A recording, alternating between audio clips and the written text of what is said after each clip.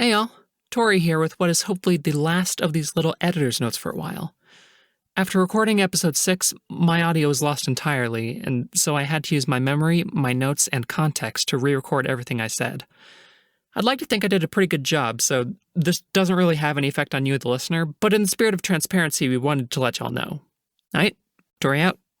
Last time on Salvage. You hear somebody yelling or shouting, and then just like a big whoosh. You can see like a flash of light as well. I'm guessing flamethrowers and holy motorists. Joe just starts slowly sinking into the goop. Yeah, so Just slowly. 3 of them have flamethrowers, and one of them turns and looks at you, like just completely incredulous. Anna, is that you? This is Jeffers. He's a work boss for Holy Motor Church and Choir. He's just a nice guy. I slowly extend out of the group and offer my hand. Well, maybe you'll see one of our party down there. We took 2 church nights with us. Clyde and Kristoff should be around here. I can't see him anywhere. I told them not to go further. Greg pulls out his gun. He does not trust this one fucking bit. You just see this figure in armor on his knees, just weeping. You see dozens of SecureSoft bodies and dead ferals. Clyde? Kristoff? Oh no. The other knight laying in front of him is just slashed to hell. Like the crying just gets louder and it stops sounding quite as human. We're not living in the parish. It is a maybe sometimes visit. Kristoff!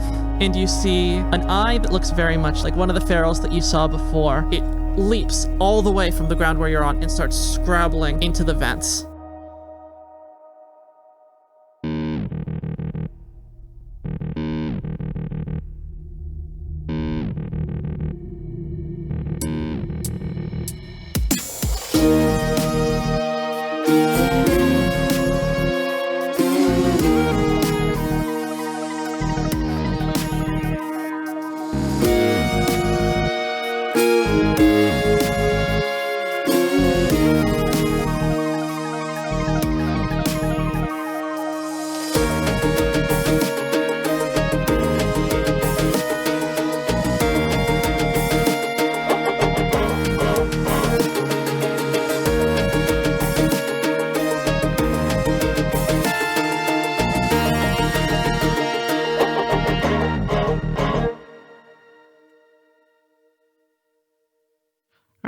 So this time, you're still in that portion of the road where the you're in that connecting structural support in that small little like bombed out cavern. What's Jeffers doing now that his 2 knights have disappeared?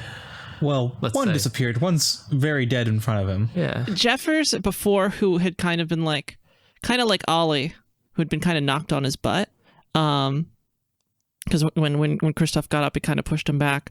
He just sees it happen, and he just like kind of collapses a little bit and just lets himself fall back into the like ankle deep SecureSoft goo, and just like arms spread out, just like done.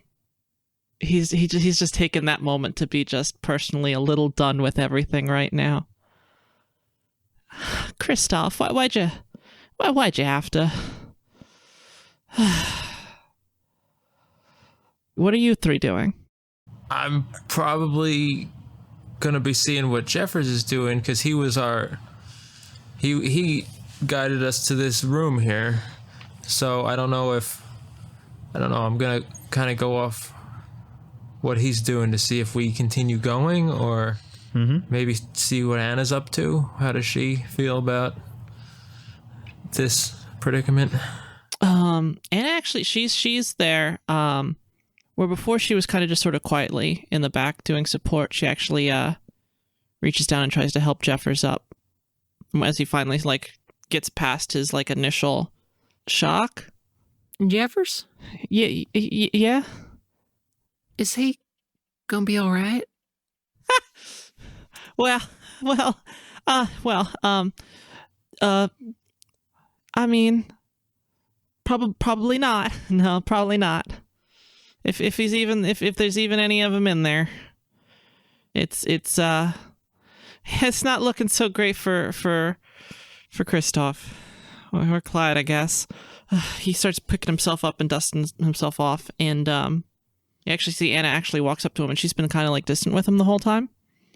and she reaches her hand out to help him up and helps pull him up. And she actually very quietly just says, I'm sorry about that, Jeffers. And she gets awkward again and just sort of starts pulling away. And Jeffers like, well, day in the life, right? All right. Well, would you mind? This is probably going to seem a little silly to outside folks like y'all, but gotta give Clyde a proper send off. Can't do it for Kristoff, but may as well do what I can. And you see he starts going through his jacket, and he pulls out what looks like a thermos almost, it's like 50% thermos, 50% like religious reliquary. So it's a branded thermos, is what you're telling me. It is the Holy Motor Church or Holy Motor Corporation branded novelty thermos. Absolutely. Yes. And you see he also pulls out what looks kind of like it's like a big spoon with like a trowel almost. Like it's got a very particular shape to it. And he tells you, y'all, if you want to look away for this part, I if you're a little squeamish, I mean, is he in the gonna tunnel, scoop so him into the God. And you see him, and Clyde is already pretty torn up. Are you guys going to watch, or are you going to turn away? I mean, we have killed so many things already. All right. And he's like, well, all right, if that's a choice. So, okay. And you see he pulls what's left of Clyde's helmet away. And he's like, well, let's see if there's anything to be recovered, I guess. And he takes his instrument, and you see Clyde's face. He's pretty young. He's probably about like 18 years old. Young for it even. Like short brown hair, kind of russet colored, but he still has like the same sort of like black metal kind of scaling that the other Holy Motors have on their faces. And you see he has like a small like protrusion of the same black iron kind of thing, kind of like a diamond almost. Like it's just a bit of tip of it protruding out of his forehead. And he's like, well, all right. Didn't know about this. So he takes the trowel essentially and sticks it right in and kind of like peels what's left of Clyde like away from this black iron, sort of like it's like two pyramids stuck on each other's bottom almost. And he pulls that out and kind of like tries to clean it off as much as he can. He's like, well, I mean, it's not entirely done for. It looks like got a little bit of them left. All right, and he pulls out the thermos, essentially, the branded religious thermos, and opens it up and starts pouring what looks like a thick black oil, like a silverish black oil, kind of like that ferromagnetic kind of fluid, and pours it out over Clyde's body. And he looks like he's like trying to like gather himself a little bit. He's like, y'all have anything to say? I guess you didn't know him, and Anna, I know you don't talk so much. Well, especially in moments like this. Well, he pours it out, and may this blessed oil, the holy petrol of your birth and baptism, and let it fuel all your righteous deeds, lay your worldly carriage to rest. And this spark that lights the fire and sets in motion all pistons, great and small, drive you home. And he takes what looks to be like a small lighter and flicks it on. It's like a Zippo. It stays lit, and he just drops it on Clyde, and he goes up in a pyre. Oh God, what would that even smell like? It smells not great. It does not smell great. Really? Sorry. What you want? It smells really sweet, like Tutti Frutti bubble gum. Does it smell That's canon now. No. worse than it did before? No, it smells like Tutti Frutti bubble gum. Oh, okay. I hate this. Yeah. I hate Alright. this. Just something in the chemicals. I hate this. It's like, yeah, I can never get used to that scent, to be honest. But you know, you work in the tunnels long enough. But at least we got this. It's Yeah, what is that? you don't how to explain this? It's a little metaphysical for you. It's well, it's the heart of him. Clyde's on there. He's what? Well, Clyde's one of the couple blessed. Turns out. You don't have autopilots where you come from? No. Not with removable head spikes. Well, it's not necessarily removable, and You definitely removed it. poor Clyde's still dead, but we got this. It's got what's left of him on it. You know. Do we? What's in here? And he like points to his chest. Yeah. I'm with Ollie on this one. We really don't know, but okay. I feel like this is not the time to, press too much, perhaps. Well, it's okay. I mean, obviously you're not from around here, and well, how do you say? I guess you don't have it where you come from. Well, sometimes, usually when someone's young, but sometimes it happens when they're older, And I can't believe I'm giving you all this talk. Well, sometimes a device grows in your brain, and well, it's like another birth again. I guess you could say. It's just you get sort of sick and you kind of pass, and well, this grows and kind of takes up that role. And this is just a thing that happens. Yeah, an autopilot. We're all the driver of our own carriage, and sometimes an autopilot grows and you just switch drivers almost. So Clyde's in here, at least as much of him as there is. All right. I'm just gonna look around as a character. Just gonna kind of look around at the others and nod and be like, all right. Just like see if anybody else has any other questions, just kind of look around. Yeah, I think Greg's basically just doing the exact same thing. Like, okay, this is we're here. That's how Okay. it is. yeah. All right, well, Makes perfect sense.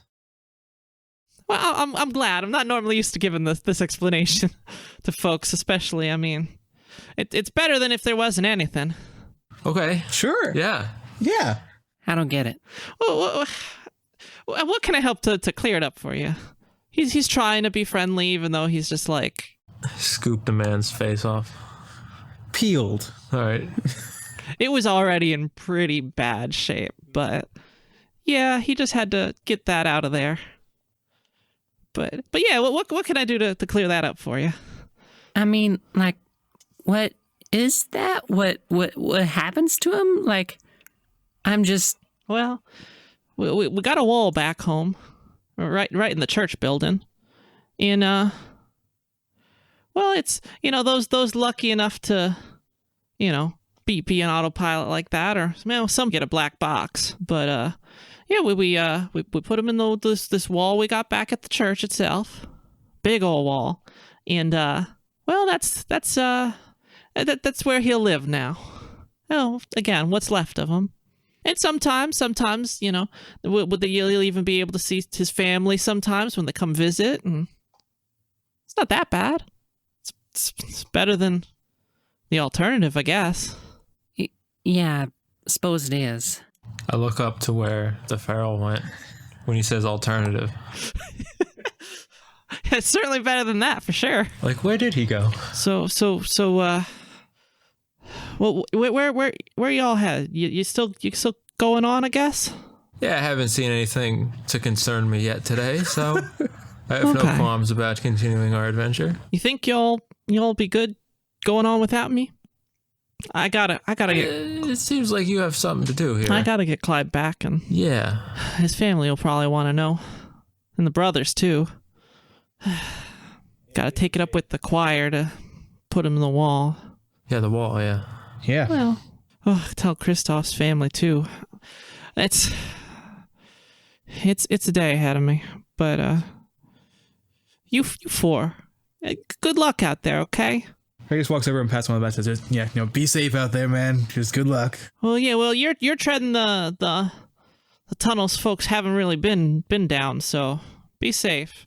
And hey, if you happen to clear some of those spotters out, I mean, save us some work. We'll come by and cauterize it. But yeah, I'm gonna go. Anna, I know you're having one of your reactions right now, and that's fine. I get it. Been around these parts a while. I'm gonna let you go. And he just he seems like he might give her like a hug almost, but gives her like a light tap on the shoulder and like starts walking by. How is Anna looking? She's looking very stiff and kind of uncomfortable. Like she wants to say something but doesn't quite know. And as soon as Jeffers leaves, she kind of like decompresses, like big like shoulder drop, like, oh gosh, and we lied to him, and I don't like lying. I don't like lying at all. I couldn't even say anything and comfort him, or I'm sorry. How are you three doing? I mean, We just watched a man get his face scooped out with a spoon, but yeah, I mean, like, what the actual hell was that? yeah. To be fair, just to clarify what happened on an OOC level, like, it wasn't necessarily, like, scooped away. It was, like, just this thing removed. Yeah. But he did pull out a spoon trowel thing. Yeah, just to, like, get those... Yeah. Yeah, the that's- between... So I'm taking a little bit of a liberty here to say they scooped his face out with a spoon, but, just a little bit. Yeah. I'm just imagining, like, using a spoon on a particularly solid tub of ice cream. Oh my god. Oh, that's horrible. No. Yes. If that's how we want to imagine it, I guess. I But mean, that is now the canon, yes? it was a bit Like removing a particularly solid chunk of chocolate. That's why it smelled like bubblegum. It's ice cream. I mean, I would have much experience with this, so yes, it was definitely like that. So it was cleaner than that. It was like this device was built to sort of like pull this sort of thing Soylent out. Green is people, but people are ice cream. Yes. At least holy motorists. All right, so I have another somewhat out of character question. Do ferals have hands? They have like large claws. Are they capable of holding things? Yes. Okay. Bummer. And to let you know, both with the way his like arm kind of grew and distorted, and when he did take his large greatsword with him. Damn it. I know. I was going to get Dan a pokey stick. It's probably fine. You got to stop punching them robots. I don't think Greg is physically capable of not punching robots at this point. How are your characters all holding up? We've seen better days. Again, we just saw a man I'm a ice bit- cream scoop his face off. I'm a bit confused about I mean, like, you know. we chose to watch it, and now we're paying the psychological price. Yeah, okay, you all chose to watch. You get 2 strained for that, each of you. I like how Anna just experienced the whole thing we did, and she's like, we lied to that man. I mean, like, we did, though. All right. It's definitely her point of focus for sure. I mean, that did happen, but I don't know if that's my number one concern. Anna, I'm sorry I made you lie. And to a friend at that. Are you gonna be okay? Yeah, I'm sorry about that. Sometimes I can get a little single-minded. All right, so any y'all gotta... Listen, Mm-hmm. I mean, like, maybe we can apologize when we get back? Like, let them know what the deal was? I think that'd be a good idea. Yeah. I mean, like, yeah. I'm sure you'll understand. It'll take a little while to get there though. So hey, let's just push on, I guess. And she sort of shoulders her gun. Well, and you can tell she's just kind of like squirming a little bit at the thought of it. Like as much as she wants to, she's like the idea makes her a little uncomfy. Like Anna is shy, guys. Joe gains confidence from the quiet understanding that Anna fully expects us to come back from this mission and have problems explaining and apologizing to the people for what we were about to do. That's real confidence inspiring for me because, that's not a given. Well, no, Anna believes that Anna will be coming back. Oh, all right. You're Anna right. has been around for a while. Yeah. So more tunnels then, I guess. Yes, back to goop holes. Yes. Are you excited? No. Why? Why would you be excited about more tunnels? Well, I'm not excited because my sneaking didn't work, obviously. Mm-hmm. I mean, it did, but it didn't. You're not a tunnel sneaker, that's for sure. I mean, like, the question is, did his sneaking fail or did we blow his cover? Oh, that's true. Maybe he thinks you all gave up the ghost. Like, what is the truth according to Joe? I don't know. You're right. I don't know. Tell me about this critical, important detail of this campaign. Maybe he was just like so focused on the sneak that he just wasn't. I mean, he failed by 3 on that roll. Yeah, that was That's pretty substantial. hard. Yeah. But he also failed his perception of it too. Okay, that's extra good. Mm-hmm. I think I failed almost every roll last game. And you still haven't taken any damage. I got some strain from watching a man get his face scooped out, but It was just his weird forehead diamond thing. yeah.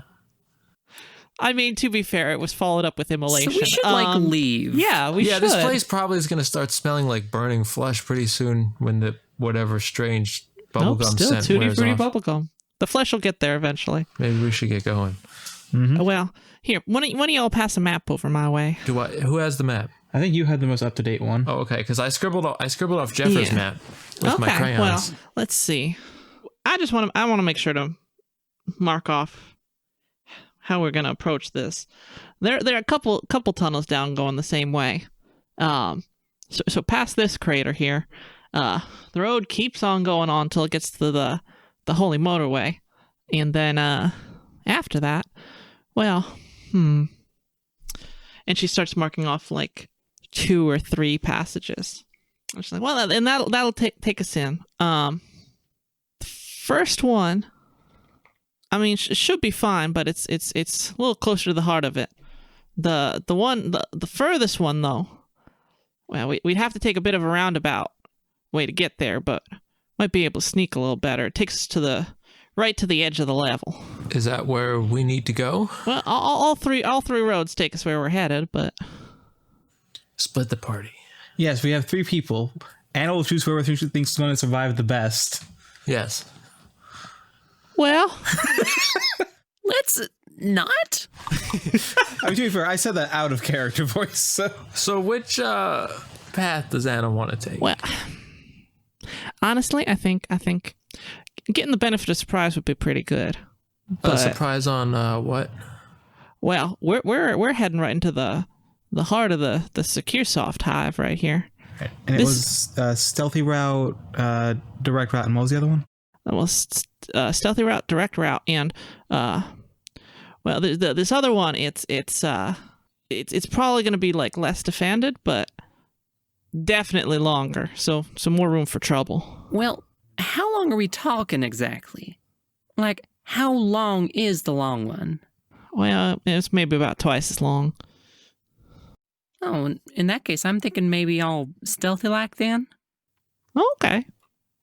I mean, the way I see it, the longer we can avoid SecureSoft, the better. I don't know, what are y'all's thoughts? I'm gonna do the 2 thumbs pointing to myself and be like, Joe here knows how to stealth. Yeah. Yeah, just pat Joe on the back.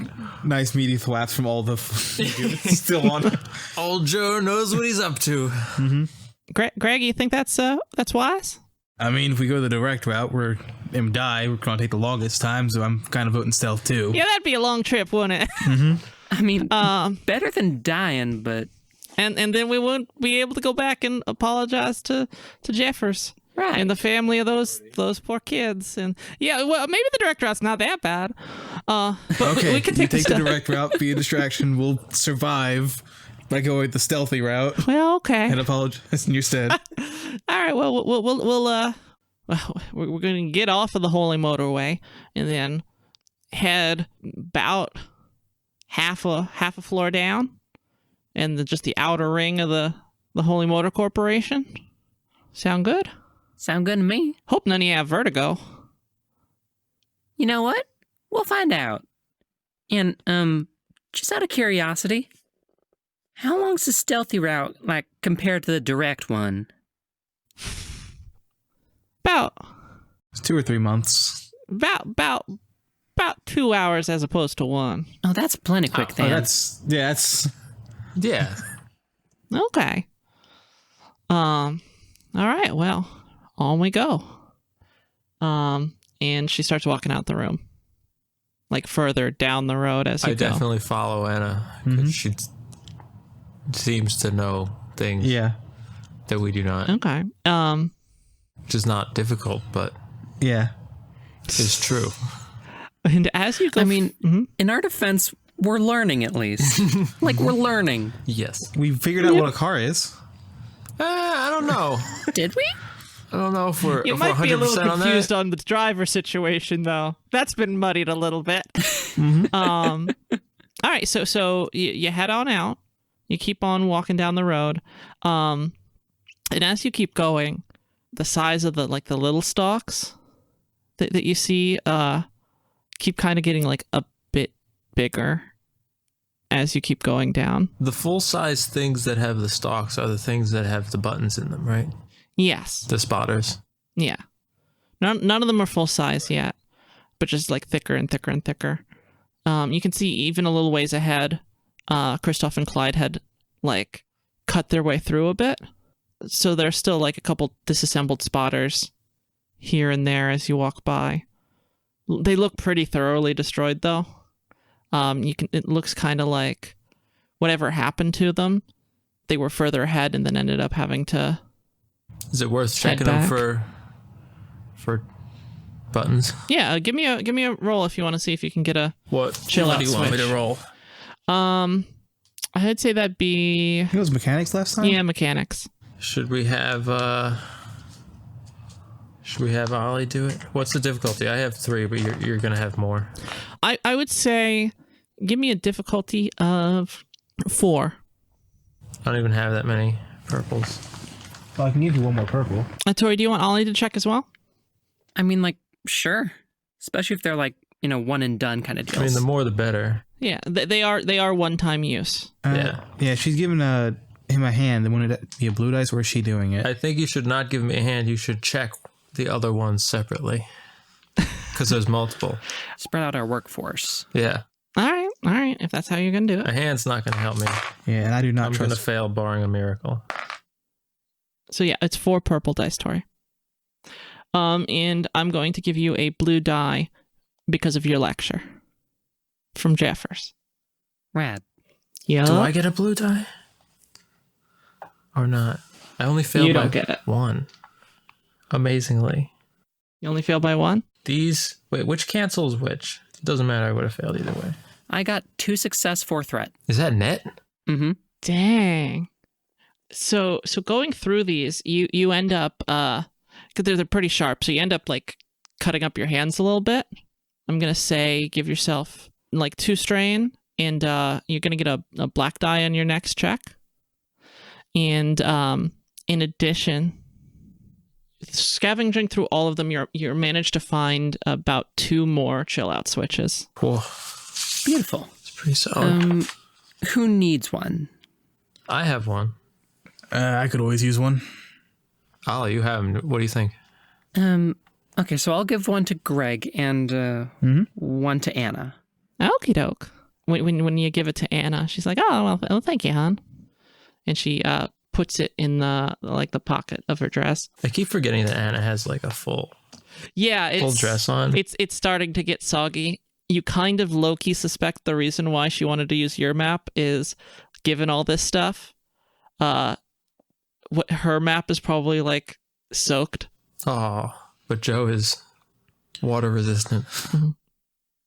But so you all keep walking, and as you make your way through, you come by 2 sets of in quick succession, almost like sewer openings. It's like it's clear that they're kind of like just going elsewhere, and Anne kind of sees you looking at them, and she waves you along. It's like, yeah, those are the other 2 routes. First one will take you a straight shot right there. Second one, it's a bit longer. It's about the same time as the sneaky route, but it's a little more direct. Just a little bit more. The long way, it's sneaky, but might run into a little bit of trouble. Different kind of trouble than SecureSoft, but just keep your wits about you. What kind of trouble? Well, we're going to be heading out towards the woods. As much as we have one. The woods? What? Yeah, well, for the finest luxury customers, and she does like a whole like arm swing, like she's mimicking some promotional material she's heard in her test. Oh, you mean they have like a indoor greenhouse forest to harvest the wood for their wood paneling?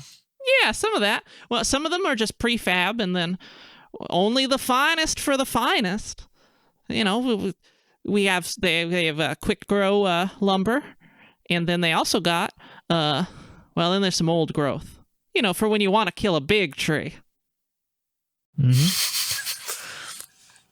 Okay. Always been our lifelong goal to find and kill a big tree. Well, back in the day, sometimes folks felt you needed to let something take the time to grow and mature and live a long, healthy life, so you could kill it and make it into luxury wood paneling for a vehicle. Makes a lot of sense. Mm-hmm. So wait, we have heard of trees then? I think we've heard stories of trees. Yeah. Yeah, okay, let's talk about that. What is your relationship to trees, y'all? I mean, I think Greg's understanding is they are less durable than metal and sometimes catch on fire. But you have no personal experience with them. No personal experience with trees. I want to say that the world that Joe comes from was just like, we've already kind of established it as sort of waste and various types of waste, industrial waste, something, landfill. Maybe he's seen wood products, but not the tree. Yeah. Okay. Ollie, what about you? Have you heard of a tree though? I think similar to Joe, Ollie's probably dealt with wood and the like, and she's a smart cookie and like an avid reader, so I wouldn't be surprised if she had read about trees somehow in like some book somewhere, something like that. Okay. Do you think there's any? I'm not going to ask for Greg because I know he's kind of got like a subsistence living kind of vibe to where he came from, but I'm going to ask with Joe and Ollie. Did any of you have any access to like ancient information or any of that kind of like preserved information? If anyone threw it out. Okay. So you've come across a picture book that has shown some trees, Joe. I was going to say maybe like a packaging or perhaps some Nope, children's picture book. Children's picture book? All right. I can do it. Is it where you got your crayons? Yeah. It was a coloring book, in fact. Yes, That's where the crayons came with. Yes. I mean, got the deep lore. Yes. And what were you saying about Ollie? I mean, it's like really dependent on what books manage to find their way to her. I mean, out of the 3, I think she's the most likely to have access to book knowledge. Okay. Fun. I have a question. Sure. What are 3 basic colors that would come in a coloring book for crayons? That would be, it's either red, blue, green or red, blue, yellow. I want to go red, blue, yellow because then there's no green. So Joe's understanding of trees is that they're either red, blue, or yellow. Nice. Yes. I appreciate that. Yes. Oh, dang. They must be because the book. So, I mean, like, you could still, like, mix them. No. he's Why a would you fucking make- purist. Yeah. God, because you can't, if you were to color one crayon over the other, you'd contaminate your crayon. Yeah. These are his prized possessions. You have to understand. Fair. Like, he keeps the original little cellophane Yeah. packaging and everything. Yeah. Like, he felt bad just opening them. Yeah. And he was willing to risk one of his crayons for Anna. So, Yeah. like, Maybe the back of a crayon, it's still, you can still melt it for other things, but So you two have some rudimentary understanding of trees. You, in context clue wise, I guess you could pick up that a woods forest is a lot of trees. Like Yes. four whole trees in one area. But Yeah. you don't really have reference for that. So basically, we're learning that trees are not just a myth, and that we are about to see more than one of them. Yeah. And Greg has just no idea what's going on. Again, Greg has heard the word tree in regards to worse than metal catches on fire. That is all he Okay. knows. All right. And she could see the little bit of confusion. She's like, "Well, that's fair. All right. Well, so we'll be heading out around there, and it's mostly fine. It's just sometimes some of the automated systems that cut them down. Yeah, some of them are still working. So that's just be careful. I've always wanted to see a tree. Yes. Well, I hope you like them." She's all like glad to be a host. I'm gonna show you trees. I'm gonna. They're plenty nice. I think you'll find them. What are they like? Plenty. I've always been curious. Well, well, they're mostly brown and green. Oh no. Joe. What's Joe's reaction to this? Because Steve made a face at the table. Joe like scrunches his eyes and pulls his head back. What? Yep, brown and green, in about that order too. You saw some wood back there. That's what the town was made I of. mean, we've seen wood things, I'm sure, Yeah. but not trees. Well, yeah, we'll see plenty of them, and as you keep walking past, you can see down the tunnels a little bit that you could have gone down, and the second one you pass, looks like it just becomes like a large sort of vent structure, like a rounded one, and instead of going straight, it just takes an abrupt turn away from where the other one's going and just starts zigzagging into the wall. And the other one just seems like a straight shot down. And you can see into it, and you see something interesting. Like a glowing red light that Anna doesn't pay much mind to as you pass by. Like a big red and black hologram that just says, "Caution construction," and a little red text white pop-up that happens as soon as you walk by that also says "help wanted." And right past it you see where before it had just been like tunnels covered with the slime and the eye stalks, like the goo has developed into like square hardened plates and like a hallway of panels. The goo has become these things, or the goo has subsided to reveal these things? The goo, like it's been built on top of the goo. Like, not only is there goo and it's in there, the eye stalks coming off of it, but like some of the eye stalks have developed into, instead of spotters, a couple of which you walk by and Anna clicks her chill out switch. But Anna wastes the chill out switch. I mean, did she though? you're gonna need to burn one or shoot some spotters at this point anyway. We don't want to destroy them just so we have a safe route back. Oh yeah.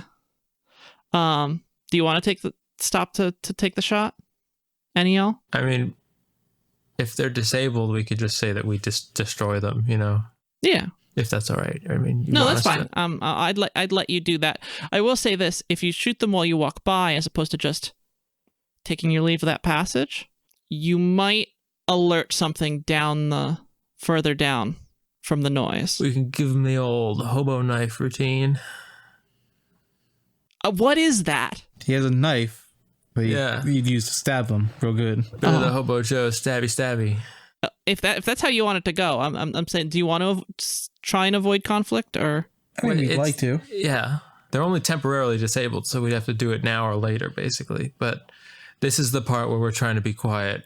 if you want And to? how it always goes is we go, If you want it to be loud, it can get loud. all I'm getting some I feel vibes, like the y'all. implication is if we try to destroy this, it's not going to go good. So let's Yeah. just keep going. In DM, we say, "Are you sure you want to do that?" And it means I love you, and I think that's beautiful. I want to see these trees. Pretty psyched about this. I don't know about you, Greg. Yeah, Greg is just ambivalent. But yes, so like I said, you walk past. The other one isn't quite as, like, it's not forming walls, and you can see, like, it even has like hanging light fixtures that aren't on yet, but like it's developing into a building inside a building. And you walk past, and Anna keeps going about how great wood is. Yeah. She's very thrilled to be able to like tell someone about this. She's, well, I've even got wood in me a little bit. They built me with some of that. That's what knocks on like her like shoulder sort of area, and you can just hear like a hollow tap or like a thud, kind of like there's something under it, but it's not completely solid. Okay. And she's like, yeah, building material, all that. Do I got wood in me? I'm pretty sure you don't, unless you got a splinter. And then she like waits for somebody to laugh at that joke when clearly no one else would get it. Mm-hmm. Rough crowd. All right. So you keep going, and it just keeps getting like a little thicker and a little thicker with the nanite goo. And once you're past a certain amount, and there's like a third like tunnel, it kind of stops being as prevalent, and like it's like the spread hasn't gone that far. And again, Anna keeps going on about wood, and you're at a period where the ceiling of the support beam that you're on has given way, and you're just on top of the road, on top of the support beam. That's about the line too where the SecureSoft net has kind of stopped. And it's just like clean road ahead, and you can just see miles and miles of just black distance. This is maybe the most open place you've seen since you've been in the tunnels. Even more than the mezzanines. It's road though? It's like a road in a tunnel? Yeah, and you're on a road, and it seems like it gives way to some sort of weird multi-leveled highway that sort of spirals around, but outside that, it's mostly just the support beam just goes on and on and on and on and on, miles and miles, to like a wall on the other end that you can hardly even see. It's so dark and so far away. I'm gonna turn to Anna and ask, like, are we going down there? Oh, well, yeah, that right there's the holy motorway, and no, Joe, we're taking the first exit. Oh, good. Yeah, Greg looks kind of relieved at that because I think he's very uncomfortable, like an area this open. I need to ask again. What have any of y'all seen anything this open before? Not in my life. I've lived my whole life in the tunnel. This is Yeah. it could be better. I mean, it's got to be a lot to take in, I guess. Here, and because you're like right at the cusp of it. Here, let me get you something for that, Greg. And she reaches into like another like side pocket kind of, and pulls out like a small book. It looks like really kind of ornate, and opens it up. And if any of you are looking at it, it is like a real fancy, like almost like medieval manuscript style book. Is it illuminated? It is illuminated. It's like the whole 9 yards. And what you realize is it is a coupon book. Oh my God. With like a line to sign on. And you see Anna rips off a page of it. And there's like a series of ripped pages. And she puts it back. And you see she signs her name. Or she signs a name. And like it's all in the same like Holy Motor Corporation like text that you guys can't quite read, like that language that the Holy Motorists had, and then that you saw for some of the advertising. The Holy Motor is proprietary language technology. Exactly. In fact, it is proprietary Holy Motor Corporation script, and it also has English as well alongside of it, or I guess whatever common language you guys are speaking, which for us is English, like written like right under each line. Like it's still they're using their proprietary script to be fancy, but also it's a coupon book, so they need it to be legible. And Anna scribbles in a name on this ripped page, and she turns back to where the white nanite goo is. And she tosses the page right onto it. And you see where it lands, like it glows a bit, and suddenly the page dissolves, and where it was, you see like a round light, and like siphoned and printing up from it is like a bottle, like a full wine bottle, and like accompanying glasses, and like a little like platform that it's just like on. Almost looks like a picnic basket next to it almost. And she picks all these up. And she has the ability to control the nanite paste to make things. Only if you have coupons, I think. But she has a book full of coupons. And she tosses the wicker basket and hands you a glass and pops this bottle and pours some for you. And she's like, there, take a sip of that. That'll calm your nerves some. Do any of us understand this? Also, I have to call BS. What kind of dress has 2 different pockets on it? Come on. One on each side. Unrealistic. Aaron, I know. Modern day jeans that don't even have pockets that work for girls. Oh my god. She managed to find Y'all Victorian dress. lecturing me. We're the ones who have to deal with this shit, but okay, sure, lecture away. That's fine. Yeah. Yep. But yeah, so Do any of us have experience with wicker baskets and wine bottles and Oh my god, we cannot do this for every fucking piece of new stimuli. being like, do you I know? We can. But this is such a weird thing. From Joe's perspective, I'm just kind of amazed at the ability to fabricate items out of a coupon book, and I do not give like any fucks at all about this bottle. You know. And while you are puzzling over it, and she gives Greg the glass, she also takes the bottle and just points it like towards you guys, like, y'all want any? I mean, does it got nanites in it? Yeah, I was just about to ask. Well, pretty sure it don't.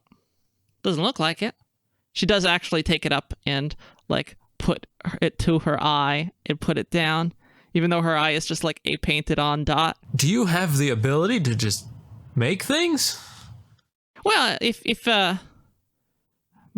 got permission. Is that what the paper was? Oh yeah, these are all pre-bought items. I'm just signing for them. Lucky enough to find this. What else you got in that coupon book? Well, I got a couple, some groceries and 2 for the price of 1 Pop-Tarts and stuff like that. So that's where food comes from here. Well, not all food. This is a rarity, to be honest, but it's handy in a pinch. This is pretty significant technology. Well, Greg just grabs the bottle, thinks this could be nanites, then realizes I've been wading through nanites for hours, so if I'm fucked, I'm already fucked. Just takes a swing of it. Yeah, no, it completely just turns into... Greg should keep the bottle and brawl with it. It's not that the nanites turned into it so much as it's that they made it, you know. Greg just sort of smiles and nods, pretending he's understanding it and has no idea. Yeah. How's it taste? Pretty crap, but it's like pretty crap in that way, like a highly marketed, should be decent wine. You know who is you're kind talking of crap. to, right? What? You do know who you're talking to, right? Dan and I.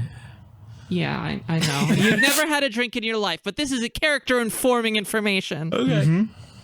Oh yeah, that kind of wine. Yeah. Yes, definitely. God, I love how the only player here who drinks is the one who's playing a character who's too young to.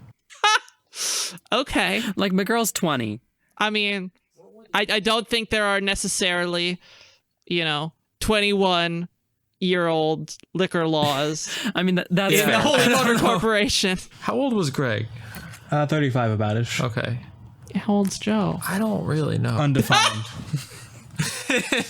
Oh, jeez. All right. I don't know. I mean, like, how would he know? I guess just kind of like, it would be an estimate. Yeah, essentially. It would be an estimate. Okay, so, yeah, you take a swig I'll of put it. Joe somewhere in between Ollie and Greg. That seems fair. It seems to be, it seems to have, like, some kind of, like, outside of just being alcohol, it seems to just be very calming. They probably put something in it. And so I'll let you guys... Does he recover some of his... Oh, what does he have? Greg still has 8 wounds and 2 strain. I'll let you each get a strain back from it. And Greg, you don't get to... You're allowed to like not suffer whatever critical existence collapse he was going to have from the shock of seeing open space. All right, so I guess we keep going then. Yeah. Oh, for sure. And Unless Anna has any more magic tricks she wants to... well, if you want to see one... She just pulls a quarter out from behind your ear. Oh my god. She... Oh, you're going to like this. She flips through them, finds a specific one, pulls it out, signs it again, and throws it down, and out materializes an overly large green crayon, like one of those novelty kind of like crap that you see at the dollar store, kind Is of. it like hollow plastic? Or is it an actual It is crayon? an actual crayon, but So it's just heavy. like, yeah, it's heavy. It's significant. But it's yours now. It's like a foot long Oh, okay. and thin, like. All right. And she's like, "Well, here you go, Joe. I know you collected." Joe just gasps. Joe is killed for less. Does Greg say that in character? You just read his face and you understand immediately. Yes. Oh, But no. yes, you now have like a large ruler size Novelty crayon. novelty Let's crayon. Add that to It's the... green, by the way. Oh, really? Green? Yeah. That's not a color that crayons come in where I'm from. This is more amazing to Joe than ever. Crayons come in more than 3 colors. Oh, this will come in handy later. All right, we should... Well, we should probably carry on. Yeah. This has been an excellent, whatever it's been, but we do have somewhere to Whatever go. it has been, it was Question: excellent. is all of this now worth it for Joe? For the crayon? Yeah. Yeah, Like everything that's happened. for sure. Yes. Yeah. All of it. Seeing a man's face scooped open. Falling all the way back to falling down into the pit. Just all of it for this crayon. This is life changing. I mean, like, from Joe's perspective, he's got a crayon. He's got friends. And he hasn't even been run out of town yet. Yes. Like, he's been doing all right. Yes, you're Yeah, right. actually, if we think about this trip has been like a couple bad things, but he hasn't been hurt. He's seen some gross stuff, but he always sees some gross stuff. He's made This friends. is all net gain for Joe. Joe, this has been some of Joe's greatest days, honestly. Greg's like, this is shit. Ollie's probably like, this is no good. Joe's like, this is the best time of my life. Greg just walks outside, has an existential crisis on how big something is. Has to take a stiff drink. Yes. And so you keep on walking, and like I said, it's just like a maze of like multi-lane highways just going on, like circling around this entire building, just every which way. You can see that there are layers of it above. You can see that, like, if you can squint, you can kind of make out maybe other support pillars like coming out at like different odd angles, connecting it to whatever's on the other side of this. And eventually you reach a, like, literally like a small highway exit on your right, and it just goes down just like a little bit, and you follow it down, and as you do, you start to see the side of the Holy Mortar Corporation, like the building proper, and you still can't quite see all of it, it's so huge, but you start seeing like this weird outer layer of trees poking up from it. It looks like some of it looks like a legitimate woods, and some of it you can just see is just this constant like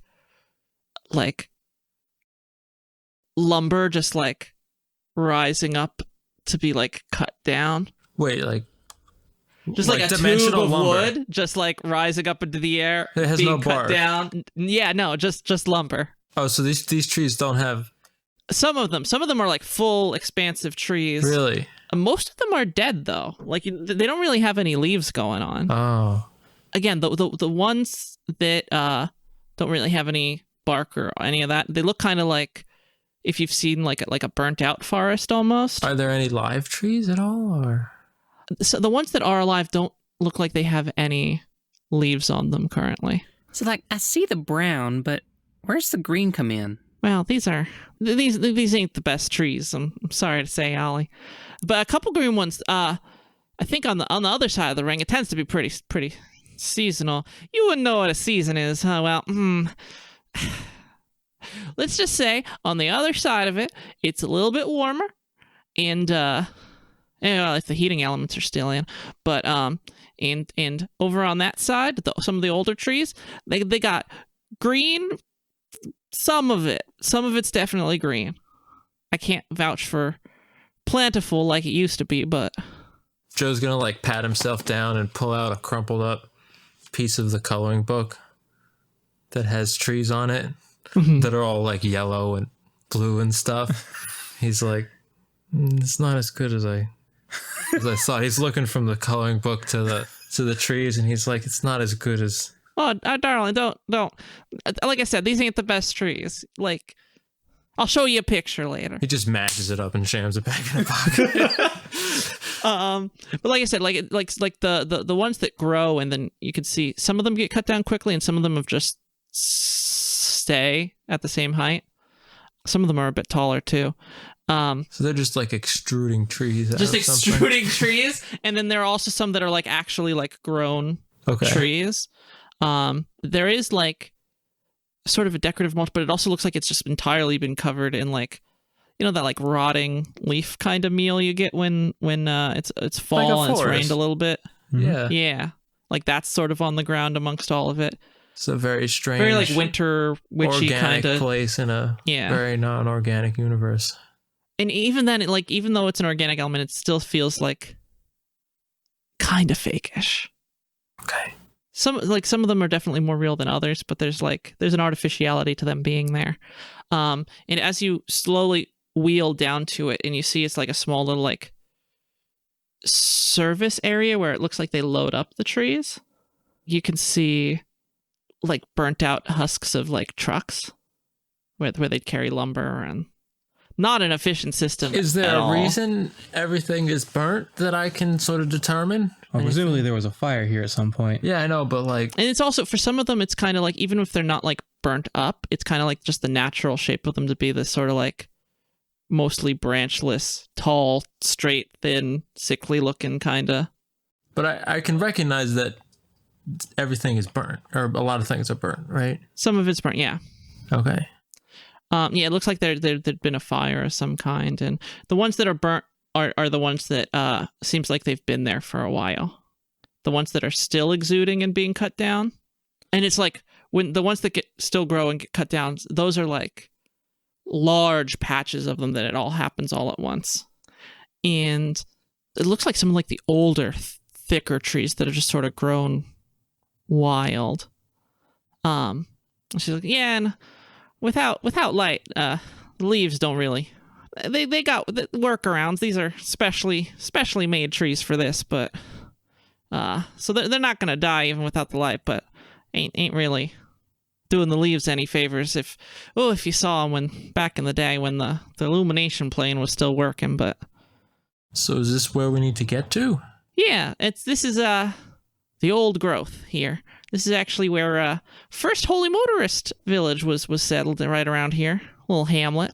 It's and she kind of like points a little bit as you're like making your approach, and she's like, right around there. You can't really see behind some of the trees, but like a couple log cabins back there, and there's no spotters around here, are there?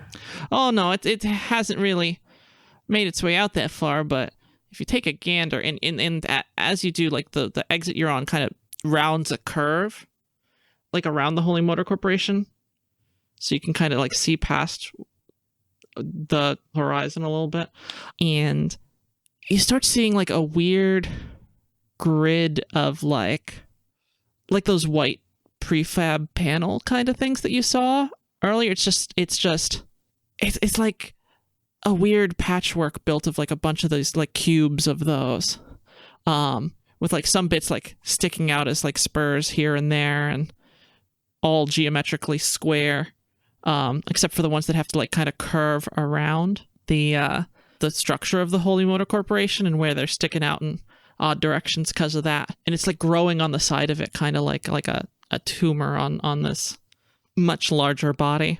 And you can see the same white paste sort of like exuding from that a little bit. And Anna's like, well, and that's heart of the hive right there. Well, this is gonna be fun. How big is it? It's definitely big, but it's like 2 or 3 floors tall. Like in comparison to how huge the Holy Mortar Corporation, it's rather small.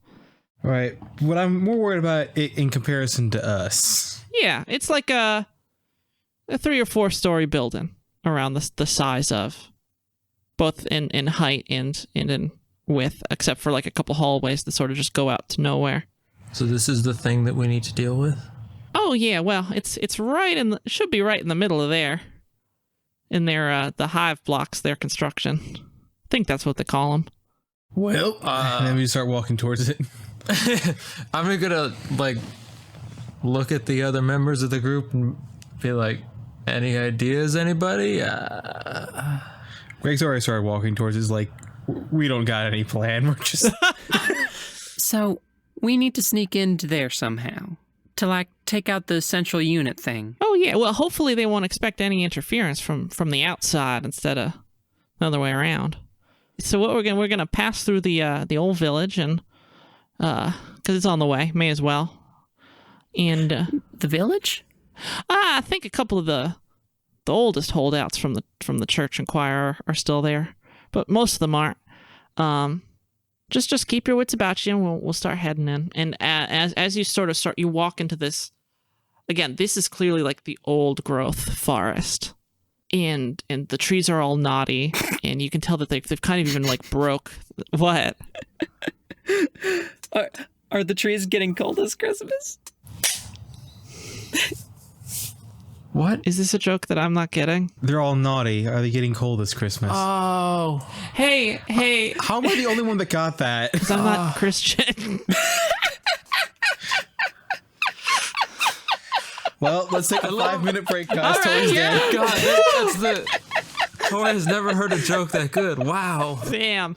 All right, so yes, like these big, knobbly, like overly thick trees. You can tell they're kind of like even breaking like the roots are kind of breaking the platforms that they're growing into.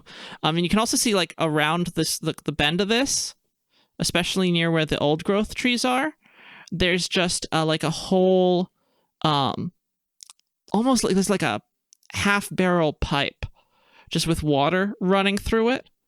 That you can occasionally see some of the spilled over logs from the quick cuts, the ones that are still being exuding and cutting, where they'll just cut them and then they'll like roll off the side of the platform into this log flume essentially, and be taken down to other levels for processing.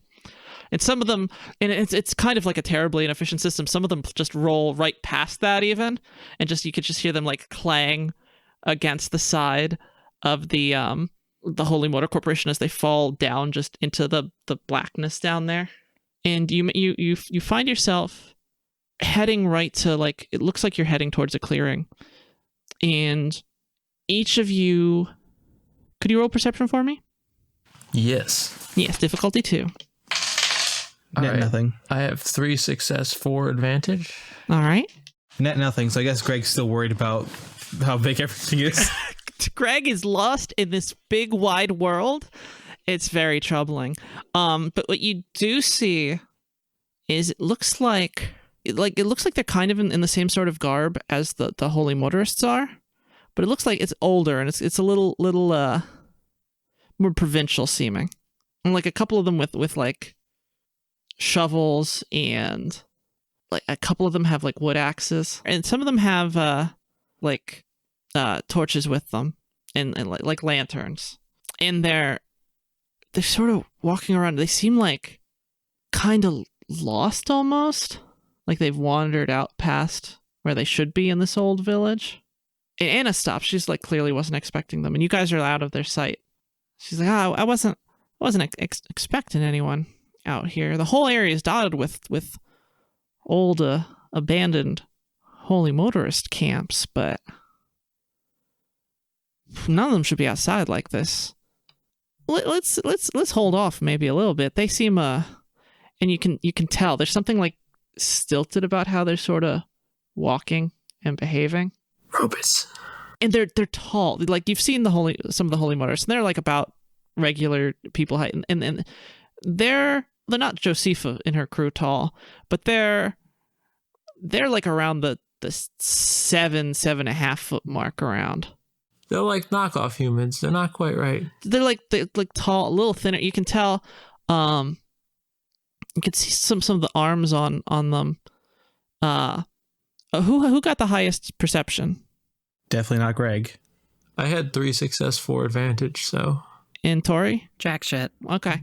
So Joe, you also kind of noticed that same sort of like hairy quilly kind of material is kind of like starting to like peek out on like the arms. One of them has their sleeves rolled up and like where arm hair or whatever would be, or some of like the scales on the holy mothers kind of have. So are we walking or are we like... You've stopped at this point. You're proto-ferals. Yeah. Yeah, hiding behind these trees. And all of them are kind of like staring like in one direction towards the Holy Motor Corporation, not towards the hab block, but they're all fixated on this way. It's the opposite direction from where you guys are coming from. But it's like where kind of like around where the church town was, and they're all just sort of like staring like right in that direction, all like kind of like intently, like they're waiting for something that's calling them, but like they're not quite. How many of them are there? It would be about 5 of them. Can we go around them? You might be able to. The way they're staring, though, if you go around one way, they'll likely see you. If you go around the other way, you'll have to deal with whatever's over that way. Or you could go through them, but that's up to y'all. We could go under them. Well, one direction involves probably doing it. One is definitely, and one is we might just not have to deal with this at all. Because I think I'm the only one in game that noticed this, I definitely whispered to the others about like, do you guys see the quills on their arms, like the ferals? I mean, they don't look completely feral though. I mean, who knows? They could be friendly for all we know. That is a very sweet sentiment. That is a very optimistic view there, Ollie. Keep that with you as long as you can. Yeah. I'm voting we don't bet on that. Yeah. They probably aren't too friendly. I'm gonna go with, we leave them to their staring business and we go another way. Yeah. That seems surprisingly wise for you, Joe, but I'm for that. Thanks for the compliment, Aaron. All right. So I guess should we like roll stealth or? Yeah, that works out every time. She gave you a big crayon. Can you even be that mad? No.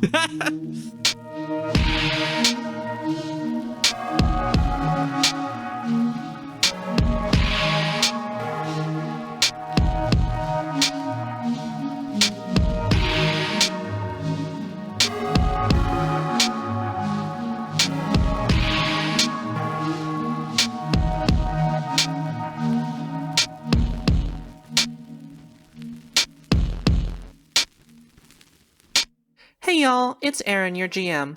Just hopping back on the horn for a quick check-in. First things first, we've been blown away by all the kind responses and reviews we've received over the last couple months, right when we launched.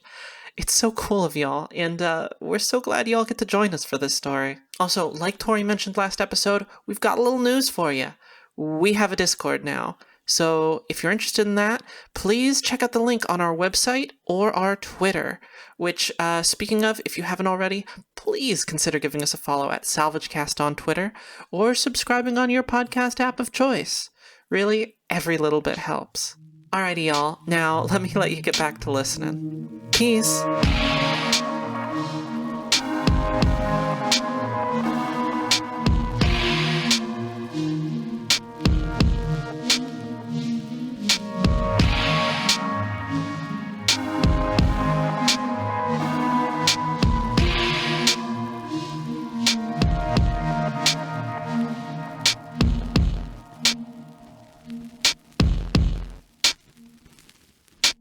All right, roll me some stealth, y'all. Yeah. This is going to go well, I'm sure of it. Sure. What's my stealth again? Yeah, what's difficulty? Difficulty 3. All right. Oh boy. Can we get a blue dice because they're not looking the same way, or? you're going the way that they're not looking. Each of you roll 2 extra blue dice, and then 1 extra black die because of the crunching leaves. Oh boy. Okay. How'd you do, Tory Bird? 2 success, 2 threat. Okie doke. Greg got 2 success, 2 advantage. I have 1 success, 2 threat. Okay, so 1 success, 2 threat. Yeah.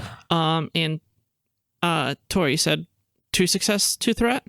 Yep. All right, so for both of you, for your threats, so you are able to sneak by. I'm gonna give you a black die each on your next situation. Like your sneaking has kind of like left sneaking you a is little mediocre. You know, what? Or sneaking is mediocre. No, your sneaking's fine. The issue is by sneaking and the way you're going about it, it kind of leaves you a little vulnerable in other ways. And Dan, what was yours again? Greg was 2 success, 2 advantage. 2 success, 2 advantage. Greg just strolls. right Yeah, through. yeah. You want some strain recovery with that? I only got 1. What do you want to do with those advantages? I don't really know. Greg is an accomplished sneaker. You say that, but he actually has no ranks in it. Oh, really? The squeaky suit was surprisingly silent. He must have learned how to walk. I mean, yeah, I guess we'll go with the blue dice because I can't really think of anything else to use the advantage on. Okay. So, like, even if you don't have skill in it, you've had, like, enough experience having to, like, skulk around corridors and tunnels, and you're still kind of freaked out by, like, how open everything is, but you're, like, you feel a little bit better in the trees. And so you're, like, in a better position than the rest of them. And as you keep walking around, roll me another perception, please. Everyone? Only Greg. Oh boy. Hey. This is all going to come down to Greg's perception. All right. Well, that's good because it's very low. What am I rolling against? You are rolling 3, All right. If it's low enough, and you get that blue die. then you won't even have to know what's killed you. You know what? You're right. Yeah, nothing. Exactly nothing. Exactly nothing? Okay. Exactly nothing.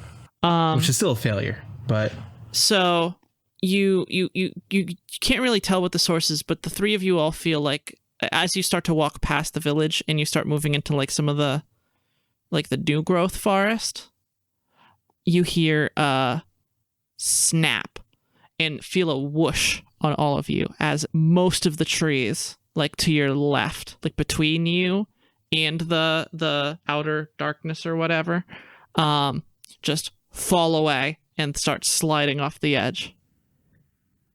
Oh. The tree harvesting mechanism? Yes. okay. So hands in the air. Who votes we run? Just Greg? Okay. Yeah, we should get out of here. Yep. And you hear like just some like guttural clicking from where the old growth village that you just passed by. They sound like they're kind of like getting a little closer, and so you all book it. Mm-hmm. Athletics, my friends. Oh, now this is where Greg's should be good.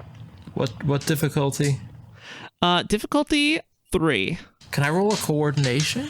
Plus a black for me and Joe, right? plus the black. Yes. What's Steve? Can I roll a coordination? Justify to me how you would do that. There's rolling trees, no? There are rolling trees. Yeah. It is not like, hopping over and running across a rolling tree. I would say coordination would be for that. Okay. That actually makes a weird amount of sense. So instead of like running through the forest like they are, Uh-huh.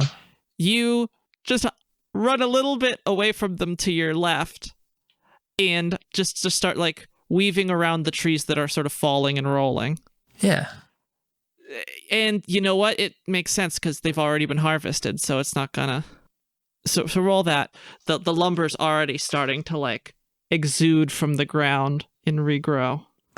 Greg had 1 success, 3 advantage. All right. I have 2 success and 1 threat. 2 success and 1 threat. I'm Yes. gonna handle Steve's first, and then I'm gonna get to you too.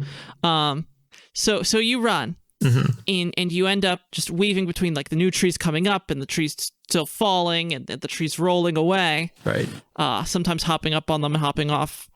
And when you do that, you end up actually like banging your head kind of real quick on one of them, and like it snaps back a little bit, and you keep on going, and I'll give you a strain for that. Okay. Just like a quick like noggin donk. And I've done that skiing. Yeah, Ollie and Greg, how's that going? Well, I already it's 1 success, 3 advantage. So you start running and you finally see it now that you're paying attention, like just a long curved saw blade just pops up from like it has like 2 bases to it, just pops up out of the ground and just swings right across through all the trees real quick, and you run and take a hop with it. Like you're running, you like it's kind of behind you a little bit. You mostly outrun it, and at the last second are able to like hop and get out of the way. Ollie, how are you doing? 6 fails, 1 threat. Oh no. So I hope you had another character. That was good playing with you, Tori. Well, all right. So, well, dang. So what I'm going to do is I'm going to count that as an attack with the failures counting as the successes against you. Okay. So that is so you run, and Tori, do you want to define like what Ollie's like failure in this action is? How do you want this to go down? I'm still trying to figure out how to have Ollie fail at saw blades and not just die. You could just make your character shorter. This is a great way to do that. She's already short. You'd be like 5'2", 4'11", You'd fit small places really well. I mean, think of all the bonuses. Think of all the shoes you can wear now. You'll fit in all of them. I mean, you wanted to play a halfling, right? I mean, I think the only option is like she has to trip. Oof. Like she's gonna trip and the saw blade is gonna do what it's gonna do. And I hope she doesn't die. Okay. Question. Greg has a number of advantages. What does he want to do with them? I mean, can I retroactively apply them to her roll? I'm not sure. Yeah, I would allow you to use them to help like mitigate some of the damage she takes. I'm not sure like what I could have Greg do that would apply to her though, because he's already jumped over and they're all sort of just like running together. You could change. I mean, anything at this point, my man. I don't know. Like maybe you were behind her instead of in front of her. I think And you could like give her a hand. Then maybe like as Greg's jumping, he like tries to like grab her by the collar, and she like misses the saw, but like still slams like on the ground real hard. I like that actually. So yeah, so Greg grabs you as you trip by your collar essentially, and tries to pull you down so that you don't get or pull down or over. Like to like grab her, like it like knocks her off her feet, but she still like slams her back real hard, maybe like hits her head a bit. Okay, yeah, so totally. like it's not as bad like getting a saw bag like slicing part of your calf off, but yeah, you're kind of like throwing her over the blade. Yeah. All right, and you get kind of thrown over the blade. So it's not pleasant. But it's better than a so saw you blade. take so in slam against it. You do get caught just like a little bit, but like not enough. So you've got like a bad kind of like cut against the side of your leg, and your head is pounding. And what was your advantage or disadvantage on that, Tory Bird? That was 1 threat. All right, so you take 4 wounds and 1 strain on that. Okay. Because it's reduced by the advantages on Greg's roll. How's Anna doing? Oh, Anna at this point, unlike the rest of you, as soon as she heard the noise, especially with the other one, she kind of knew what to expect, and like she was kind of already trailing behind, making sure you guys were heading front, and she was making sure y'all were all right, and also keeping watch back behind a little bit. So she's able to just do a little hop over back past where the blade was cutting from. Like not enough time to yell for you, but I mean, thank God she was the most vulnerable of all of us. She has wood in her. Yeah. You're right. She's the target demographic. Oh no. All right, so I just turns to Ollie. You were right there, kid. He kind of slammed you down pretty hard. Ow. Greg just pulls out some of the pills that he still has on him and passes them to her. Thanks. You mean the bottle of like 60 pills that you have to take 30 of at a time? Yeah. It's more like 20. Oh, okay. 20 of. It started out with 80. We're doing like a quarter of it each time. Solid fistful. Thank you kindly there, Greg. Quick note, how many doses of these have I taken so far? I think you've taken 1 dose. I believe you have taken 1 dose. Okay. So you just slam down a fistful of them. Yes. Okay. What does it do the second time? Like -1 each time? -1 each time. Yeah. All right. So that's Which is perfect, actually. yeah. So you got that cut, and you're like, but you're able to like shrug the pain off, so you're able to kind of keep going a bit. Wait a second. Point of order. Was it 4 before soak or after soak? It was 4 before soak. Yeah. Oh, so I'm doing better than okay. In fact, you're feeling like your other hurts are kind of feeling a bit better too. So what was it after soak? What was it after soak, Tori? 1. Oh, 1. Oh, all so right. You're not doing that bad at all. But you know what? It still feels like the kind of thing you'd give her Tums for. So overall, net positive. I took a buzzsaw to the leg, and I'm feeling right as rain. Oh, it wasn't even a buzzsaw. It was just like a mono blade type quick saw. So like it's good that it was only a scratch. I like this character. I'm glad I can keep her. Actually, it would probably have Pierce 1 because of that. Okay. So no waste of a heal, I guess. Yeah. Forgot to apply that. Sorry. And Anna ends up like, yeah. Didn't think we'd have to deal with it. Tend to wait for the trees to get a certain age, but Gray just sort of looks at her, shakes his head, and gets up and starts going again. I'm sorry. Don't worry about it, Anna. Just I mean, heck, I feel better than when I started. So you know what? Don't even worry about it. Bring on the saw blades. Well, that's something there, and you keep on walking through. You hear like kind of like a screeching sound as you like keep going, and you can see that like some of the like 2 of the villagers that you saw earlier kind of got cut down by one of these blades. Oh. Yikes. And it's like, well, they're definitely not in their right minds. If they were living out here, they'd know all these by now. So they're like ignoring us now, right? Yeah. No, actually, they're still just like heading towards you. You have a substantial lead. It'll be a while. They're like across a field essentially, but yeah, one of them gets cut down, and one of the other ones gets like knocked down by one of the trees and rolls off the edge. Have they have spotted us? They have spotted you at this point. And they're coming after us now? Yeah. Okay. But they're like I said, they're like a long field away. Okay. So extreme range. all right. Let's try to pick up the pace, guys. Maybe we can lose them. So when you give her the Tums, you guys are like still going. Mm-hmm. And as you do, you're closer and closer to the large, what she described as like the hive block, the heart of the infestation. And soon you're like you're right near it, and you can see it's like a hallway coming out of nowhere out into the woods, just sort of opening up, because it's just got like I said, it's got all these little spurs just sort of sticking up in a bunch of directions because it's curved around the curve of the Holy Motor Corporation. And one of those just sticks straight out across the level of the woods. It's just there amongst like some of the I'd say they're like half height trees, and like another patch of old growth it's amongst. All right. So Greg's going to stop at the entrance to make sure everyone gets in first, and he'll take out the rear guard. Okay. Because we know that our meat shield. Well, we know there's enemies behind us, and hopefully It's true. Wait, who's the meat shield? Greg. Oh, that's true. That's his other name. He's a little like got a little less meat on him at the moment. It's because he's such a good shield. All right. I mean, what's another couple criticals between friends? Yeah. We haven't addressed those. We should. We tried. Yeah, we tried. I think we have is once a week we can try. Yes. So we can't do that again for a while. So don't get any more criticals. Or I tried not to get the first ones. Oh, okay. Well, then try not to die when you get more criticals.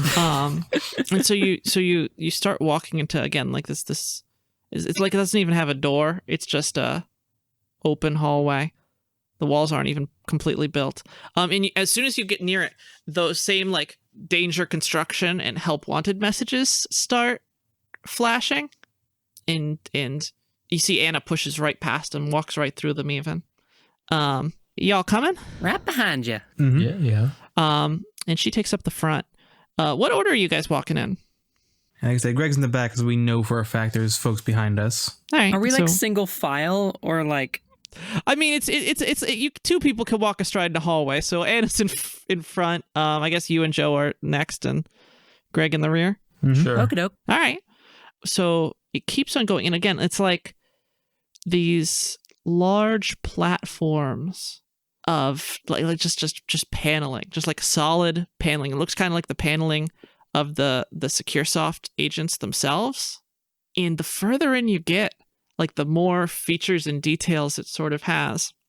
And you're starting to notice just like mundane office infrastructure, like you pass by like the sci-fi future equivalent of like a copier and printer and like a built-in water cooler.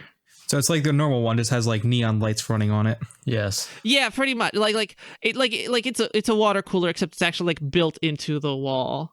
It's the future, so obviously it has lights. Actually, what you see is you see some like a weird like whitish blue light coming from like further in. It's kind of odd, and you can see like that the color of that light sort of like shifts pretty rapidly to like around like a golden yellowish to like a reddish purplish kind of color, and it just flips through a cycle of like those couple settings.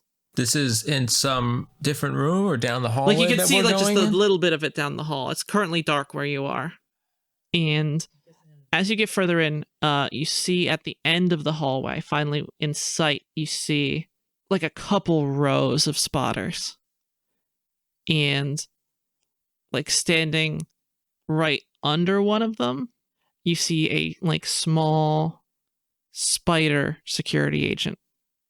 Not small like the ones you just dealt with before, but small in like the one that killed Catherine. Like the one that killed Catherine. How many spotters are there?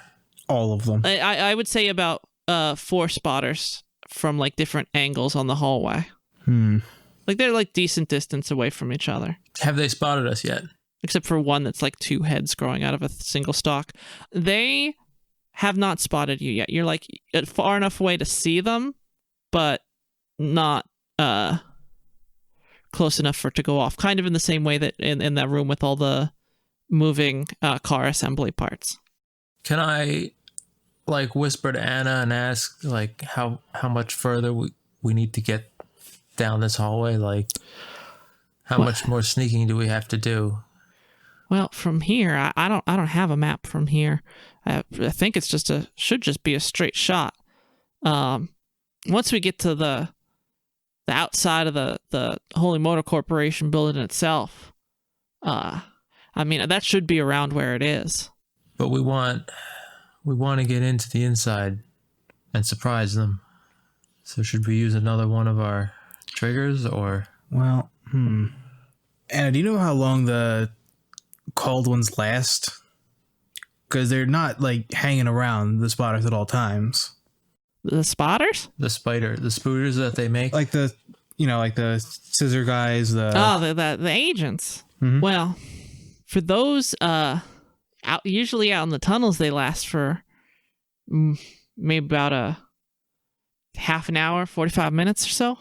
But it depends on the ones you get. Some of them stick around. Like the small little ones back with Cloud and Kristoff, they tend to hang around. Any of the ones that any of the infrastructure ones, I think. I mean, I haven't seen an infestation this bad ever either. Not in character-wise, but what I was sort of thinking was if we could let the villagers go in and soften them up, if the other agents would go away after a short period of time, we might at least be able to get them to take out one of the watchers. That's a hilarious strategy. Yes. Can we draw them? They're already kind of coming, though. If they did, they would. If the ones that would stick around would probably like scurry off to go do other things, and the other ones would probably just sort of like dissolve back into the. All right. So, I mean, if that's your plan, I think I like the cut of your jib. I'm curious about the spider, though. Like, is it going to be a problem? Yeah, I haven't seen any of them actually interact with the spotters so much. They seem to just sort of leave them be. What does it seem to be doing? As you see it, it's just sort of like blinking furiously at the other one, and you could hear just like a tiny bit. Any of you want to roll perception to try and hear? Yes. What difficulty? I would say difficulty 3 on this. I have 2 advantages. Well, I got 3 threat. Oh. Well, there goes our stealth plan. Well, this was only the What are your perception check. successes? One success. Oh, okay. So you will, I will let you be the first to react to this. So, Tori, I'm actually going to, because of your situation, I will actually, you can't really hear too much of whatever sound's going on until it like starts to sort of turn in your direction a little bit. And you kind of just hear like a little bit of, And can you believe that? And they just blew me up like nothing. Like nothing. Oh my god. and it turns, is like, Wait, which Humans. Oh my god. Which thing is talking? the little Spider boy. spider. the spider boy Like it was trying to have a fully fledged conversation with nobody? with one of the spotters, Oh. as if it was like an actual thing that could talk back to Oh him. my god. And now he has spotted you. Humans. What are you doing here? What are you doing here? Didn't we kill you? How dare you? How dare you? It's just like it like rears up. By the way, it's like been blinking furiously and gesturing like with its little spider arm at Oh, the no, it's spotter, and now it's just like, oh adorable. yeah, oh it's so mad. What are you doing here? No, what are you Listen. doing here? Yeah. Could you do us a favor? What's the favor? Could you go deal with those? Other humans? Yeah, those other ones. More humans? Yeah, more. Yeah, they're coming up behind us. Yeah, there's more. You're gonna want those. The infestation of the vermin here is exceptional. Oh, that's awful sweet of you. But I didn't mean it like that. Well, we took it like that, so thank you kindly there, little guy. Like you can tell like it's clearly like having an issue dealing with this. Like all the other SecureSoft you've dealt with, it's like boom, they're there, they acknowledge you, and they just come after you. You have not had, and even before, this little bud. This guy gets around. Had He's done ambushed some you, yeah. traveling. You know, you were the first robot I ever punched. You punched more robots? It's been a running trend, honestly. Yeah. By the way, what's your name, little fella? You know, if and you got one. Well, Like, just in case we run into each other again. you can call me Weaver by my designation. Human, Well, it's nice to meet you, Weaver. You can call me Ollie. Get closer here so my built spotter can spot you. Now, why don't you come up here? We're very tired from a long rest. You're the host. Very rude to just leave us hanging like this. Just complete indignance. Like, No, you are in my hive here with what? Greg just sort of leans over to Anna, just like, you got a shot yet? We can't keep it talking forever. Anna I have a has, question. wait, yeah. What range are we from Weaver? I would call this long range. I have a question. What are his spotters? Are they like eyes on stalks? Like the last time, Weaver's body operated as like a single spotter in and of itself. Okay. In the last fight you had with. So just like, in the same breath, Anna has like just quietly been like in the back, like, oh yeah, don't worry about that. I got a bead. All right, well, whenever you're ready, because, well, as fun as this is, I do want the guests from behind us catching up. Humans, it is complete impropriety for you to come here like this. You didn't even accept your free trial. No, we accepted it, you just didn't deliver. There's a difference. Well, that's entirely irrelevant.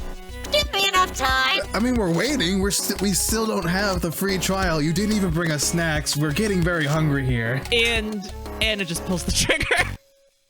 And it's just like, I don't see what that matters. and then I'm going to roll for Anna's shot.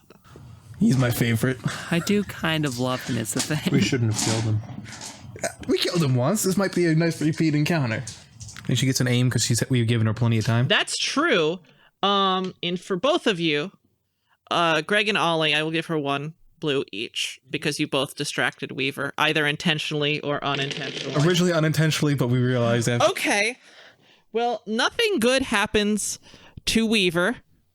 I can say that pretty safely. She gets net 1 success and then another success because the other thing she rolled was a triumph. Excellent. So it's a triumph and a success. And she just, oh damn, and it's a good gun she's got too. 11 damage straight to Weaver and a critical hit. Excellent. And I'm actually going to, let's see. Let's bring up that critical wound table, my friends. Because Weaver is also Weaver is going to die because Weaver took a real damning hit right here. But because we've established that Weaver came back, this one's gonna stick. And that is 58. 58. Agonizing wound. The target increases the difficulty of all brawn and agility checks by 1 until critical injury is healed. Well, dang. So you see, like, Weaver's like, where before, because you saw like the interior of a spotter before with Jeffers, and you could see like exactly where Anna lines up, just super fastidiously, because like right next to the chill out switch he was telling you about like there's the actual thing that runs it, and then like a small ancillary box that he said he didn't know what it did, but it was like radio receiver kind of stuff. And right through. Did she happen to not damage the chill out switch? She did damage the chill out switch.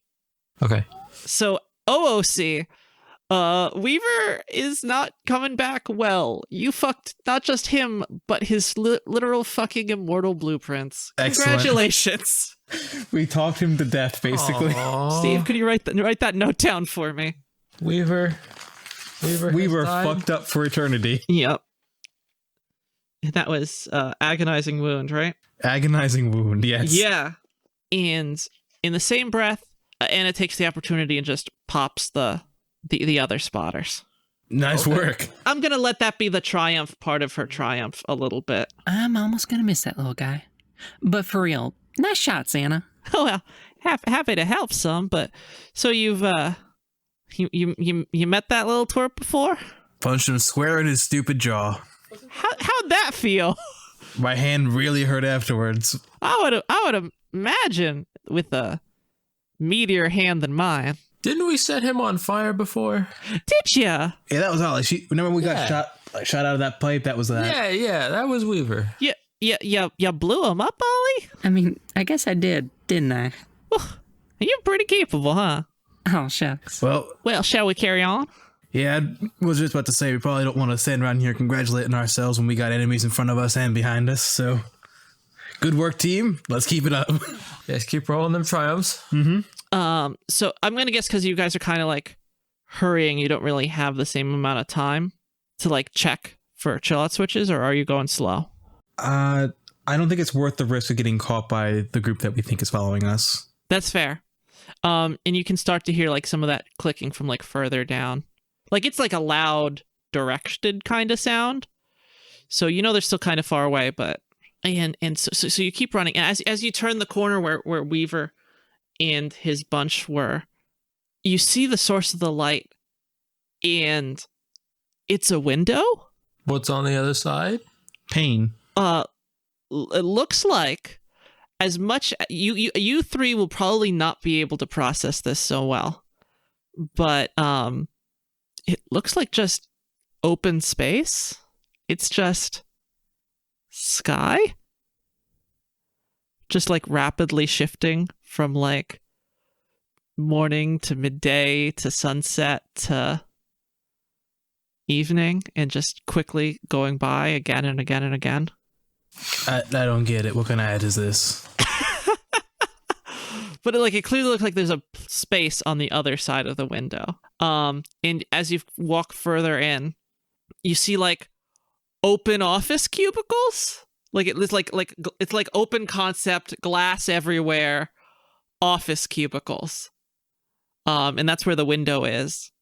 It's like a combination, like it's a large cubicle office hybrid kind of thing, and you just see like a bunch of them on like multiple levels as you work your way further in, and like they're fully like set up. We're talking like desks and filing cabinets and computers sitting on each of them, all working, by the way.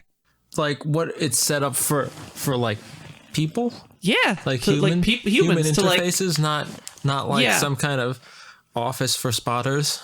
no. And in fact, as you walk by, those same one of those hologram pop-ups that you saw, as soon as you like look at one of these off cubicles, like a little white pop-up with black text pops up and just says something about current status unoccupied sign under, and then the same like help wanted sign pops up, and if you stare at it for a little bit longer, a whole list of like the job type, looking for programmers and administrators, and then a list of job requirements and an option to like Does it tell you who's hiring? SecureSoft Corporation.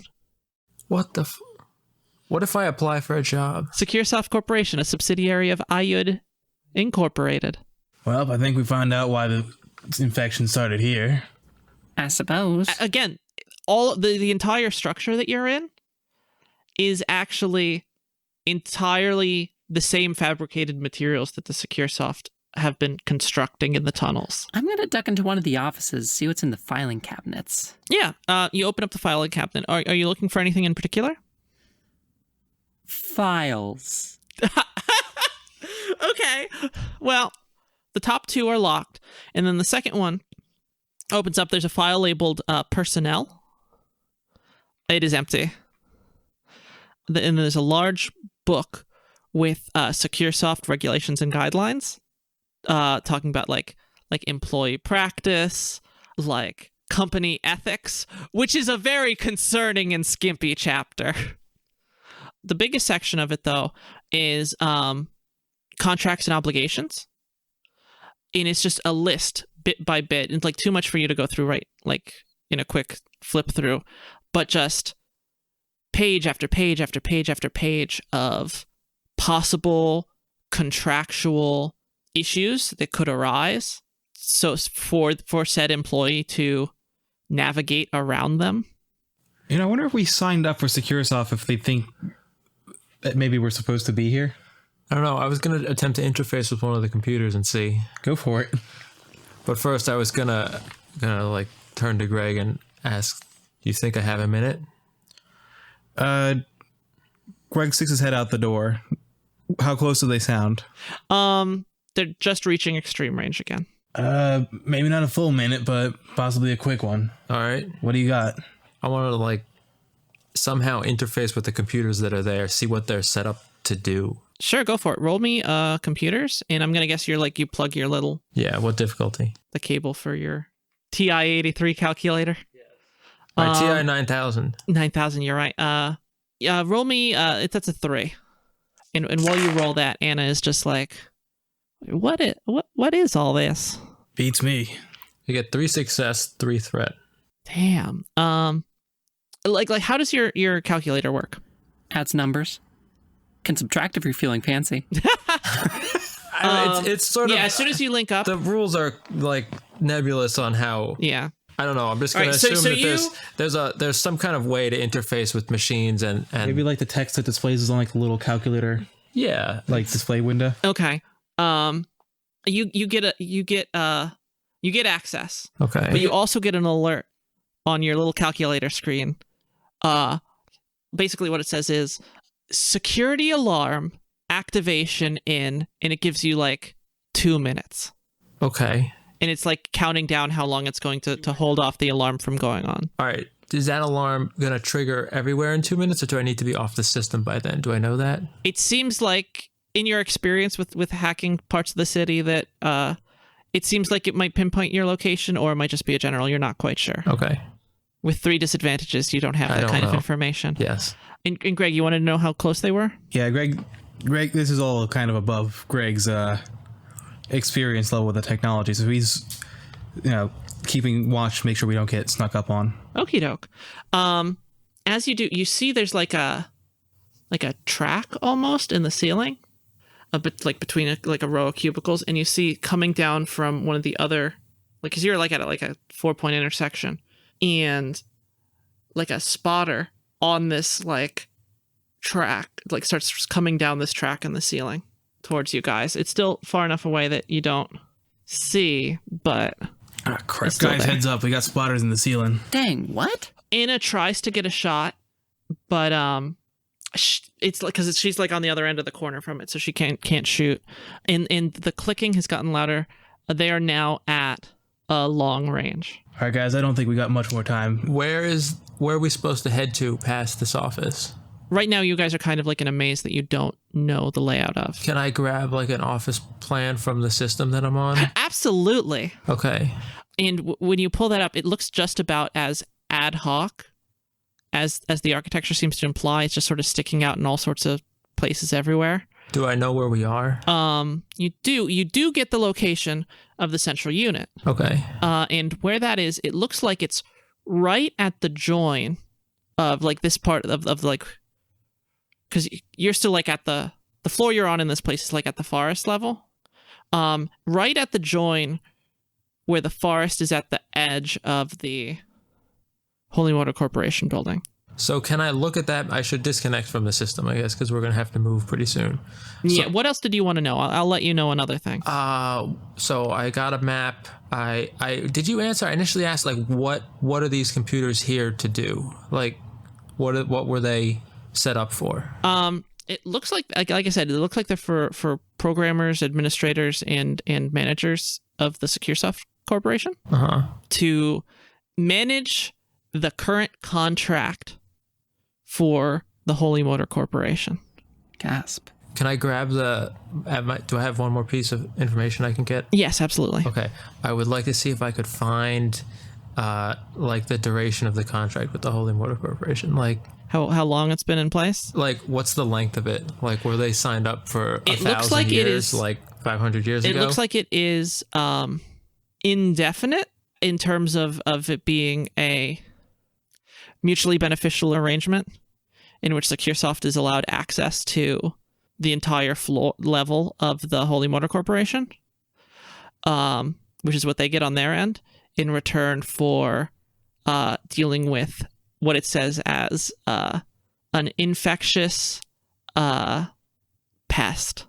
So SecureSoft wants like a Holy pest Motor- infestation. Holy Motor Corporation gets the pest dealt with, and SecureSoft just wants access? Correct. It looks like the duration of it is, like I said, it's indefinite. It's for access and accommodations for the level, which apparently part of the log says that they've been trying to breach a contract with this area for a while. And it looks like the duration of it has just been about 4 months ago. And it also specifically says that the contract wasn't broached with the Holy Motor Corporation, but a, quote, representative of the Holy Motor Corporation. So their contract was just renewed, basically? They never had one previously. How long ago did the feral start becoming a big problem for the... It was the last couple years. Okay, so not... But there's kind of like a period of time between. And it does have a file on the pest infestation, and it is... You do see pictures of the ferals. Again, also, you all see all of it in an analog TI display.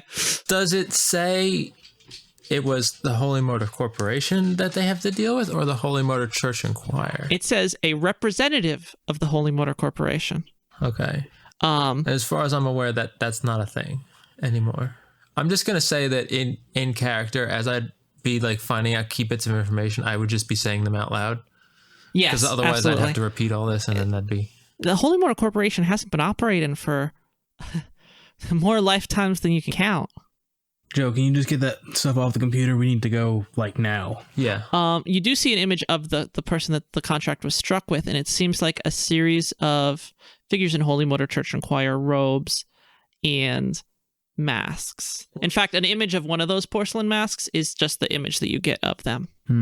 Of like the face. Am image. I able to? Is my calculator device able to store? Yes, of course. It has so much storage. Oh, good. Too bad I don't have that printer though. Well, I think we figured out why they didn't run us down here. And it has like a number, like more than just the two brothers that you saw. It like has like a number of them.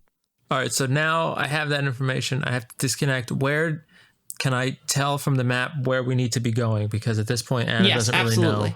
Just the central control unit. Yeah. It's a couple twists and turns to get there, but you can get right there. And like I said, it's right at the join of this to the larger Holy Motor Corporation building. Okay. Now, there are a couple ways you guys can go. And All there's a way that's like a little further. You sort of have to zigzag around a bit, but it can give you like a little space to go, or you can go right there, but it's the way that the spotter's coming down from. We're not going to go down the spotter path. Well, we could go down the spotter path. Actually, that might be a good idea. Really? Go down the spotter path. Chill out switch for us. Our pursuers follow the same path because they seem to be doing a pretty good job of keeping step with us. Hit a spotter, maybe get caught up a bit. How are we going to... Oh, you mean use a chill out switch For us to pass the spotter. And hopefully by the time that it sorts itself out, our pursuers are at that area, hit the spotter, and get hit by SecureSoft. Okay. And then SecureSoft's also now focused on those intruders and aren't aware of us. That's not a bad plan. You've got about 1:15 on the timer for when the alarm's going to go off. Okay. All right. I think that's the most actionable plan is try to play our enemies off against each other. It's a good idea. All right. All right, we start moving then. Yep. So you use the chill out switch? Yeah, Greg will use his. Okay. All right. So you hit the switch and you make your way past. And it's actually kind of interesting because as you run the hallway, you see a couple other spotters and you can see they've been chilled out too. Mm-hmm. One of them, again, starts flashing and trying to raise an alarm so hard, like one of its lenses pops in a shower of sparks. And you keep on going. And as you do, the time that it lasts ends up wearing off.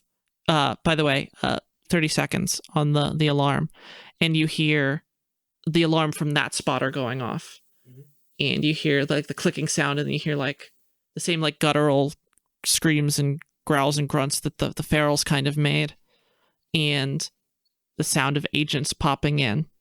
It sounds like a scuffle is happening over there. Hopefully that'll buy us a bit of time. As you sort of make your way, and as you look back to look at it, one of the villagers, worse for wear for sure, has rounded the corner and is like sees you and is charging at you. All right. Roll initiative. Sure, why not? Just 2 successes. One success, one advantage. Okie doke. Steve, you? Yeah, I have 3 success. And that is 2 success, 2 advantage. For All her. right, so he'll go first then because he's 2 advantage. But I have 3 success. Should that not place? Oh, then I you didn't go hear 3 first. success. Yeah, one of us goes first. Good. Sorry. So, who was in the back? Was it Greg? Was in I the think back? Greg's been handling the back pretty much this entire run, so I So think that's Greg probably would what be he is. closest. Mhm. Does Greg want to go first? Does that make sense? I think it makes the most sense, yeah. Okay. Short range, do you think? I would say He's charging you. You could just Yeah, wait I'd until say he's short short range. You know. All right.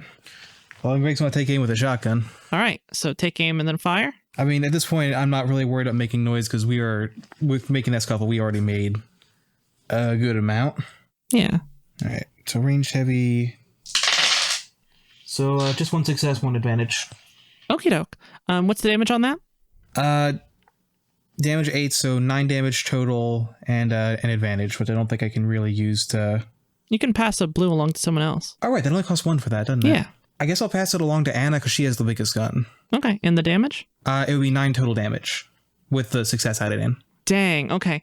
The villager takes that right in the shoulder and just like goes down. And you can see like he tried to take like a swing at Joe because I imagine like you're kind of on. He's on the same side of the hallway that Joe's on. He tries to take a swing and like a piston in his arm like extends out and like as you hit him, he falters and just sort of ends up like falling flat and like he's still alive, but he's just barely hanging on. He's just like crawling like a little bit and like growling at you. All right. It's his initiative then. Oh, he's done. Oh. He's incapacitated. He's just like weakly trying to crawl. He has an axe, right? He does have an axe. Cool. Greg has an axe now. Nice! Tell me how you get that axe. Well, I still have a shotgun, and he's not... I imagine the shotgun blast to a wrist wouldn't exactly... Yeah, okay. I guess you just step on the axe, put the shotgun against the wrist, and loosen it up, I guess. Yeah, that definitely comes off. Damn. And now Greg has an axe. My punching days are over. Like it's a one-handed like wood cutting axe. Yeah, I just imagine like a hatchet or something like that. Yeah, exactly. It's almost as if they lived in the trees. And as that happens, like you're at 15 seconds on your thing. Uh-huh. And like as you get the axe and you guys start moving again, that goes off. So that was a global alarm then. It seems to be a global alarm. You see SecureSoft agents start to like filter into some of the hallways trying to like look for what's going on. None of them have spotted you yet. And we're talking like the humanoid ones. You even see a couple like the large centaurish ones as Tori said before, sort of like running by. Is the fight still happening? The fight is over. The one behind us amongst the... Oh, their fight is still going on, yeah. So they're probably converging on that, too. Because that's right where you were. Can I reference the map?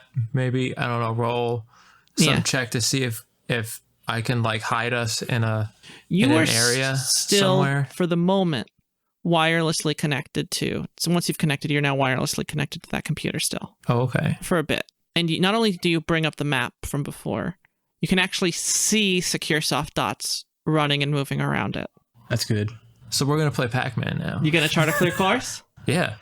What would you roll for this? Just looking through it, I'd say either navigation or computers. Right. Or I would say navigation, computers, or streetwise, whichever one you feel most confident about. Well, he's thinking about that. Do we have stats on the X? We do. Just go for now. Just go for the axe from the Fantasy Deck section of Genesis. All right, I'll look that up real quick then. Yeah. I'll probably use streetwise. All right.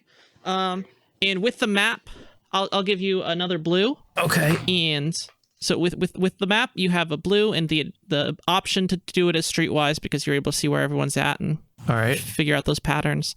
And that's I'll also have like a difficulty of 3. Okay, well, it's a success. 1 success, but we have 1 disadvantage. That's not too bad. Okay, 1 success and 1 disadvantage. Yeah. So in your haste with like the map and giving directions, because it's just so quick, right? Yeah. Greg and Ollie are able to like follow you, but Anna, especially because she was in the front before, she's a little lost. So she's now at the back of the pack and like trying to keep up and doesn't really know what's going on. Okay. The others are like quick to pick it up, but Anna's like still a little... Do we need to go get Anna and like... No, she's still running with you. Okay. She's going to be disoriented for a bit. So her reactions will be delayed, and I'll give her a black die on her next thing to do. She's not used to not knowing a thing. She's deeply concerned that we lied to Jeffers. That too. I'm sure that guilt still weighs on her. I have 2 strain marked on her sheet from that. And that's in addition to watching that whole thing go down. Yeah. And as you get close to it, you sort of zig and zag and run past these SecureSoft agents as they're like swarming it like a bunch of bees almost, like that location. In fact, some of them you notice that, especially from before, and you're realizing it now, some of the designs didn't even necessarily have eyes. Like they almost like they kind of rely on spotters to see for them a little bit. So you're running past a bunch of them and they're not even noticing you even. Good. I'm okay with this. Yes. In fact, one of the things you do see as you walk by is and this will also be part of your disadvantage too.